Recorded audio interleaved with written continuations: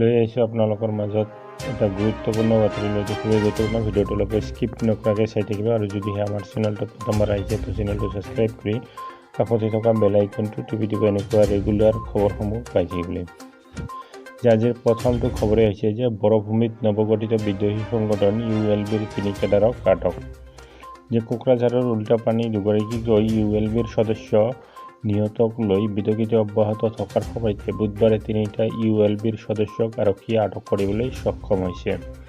যে কোকৰাঝাৰ জিলাৰ অতিৰিক্ত আৰক্ষী অধীক্ষক সুৰজিৎ সিং পানেছাৰ সদৰি কৰা মতে এক বিশেষ অভিযানৰ যোগে প্ৰথমে টিপকাই বগৰীবাৰী দৈনুন ব্ৰহ্মক আটক কৰিবলৈ সক্ষম হয়। দৈনুন ব্ৰহ্মক আটক কৰাৰ লগতে তেওঁৰ ঘৰৰ পৰা এটা কমফ্লেজ পোচাক উদ্ধাৰ কৰা হয়।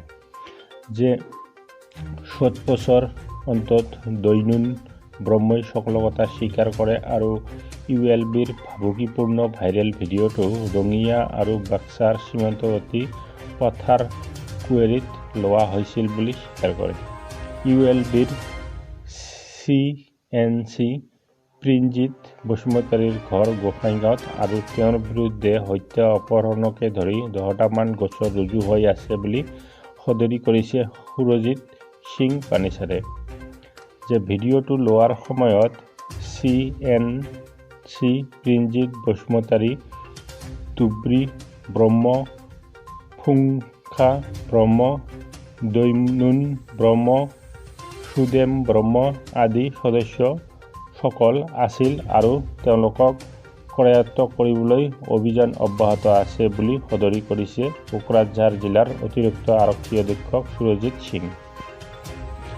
যে পানেছাৰে সৰ্বমুঠ 14টা ULBৰ কেডাৰক চিনাক্ত কৰা হৈছে আৰু সকলো কৰায়ত্ব কৰা হ'ব বুলি মন্তব্য কৰি বুধবাৰে গ্ৰেপ্তাৰ হোৱা আনন্দ নাৰ্জাৰী ওৰফে ওব্ৰা, সাজাৰাম ব্ৰহ্ম ওৰফে ৰমাই আৰু দৈনুন ব্ৰহ্মক অধিক তথ্যৰ বাবে সোধ-পোছ অব্যাহত আছে বুলি সদৰি কৰিছে।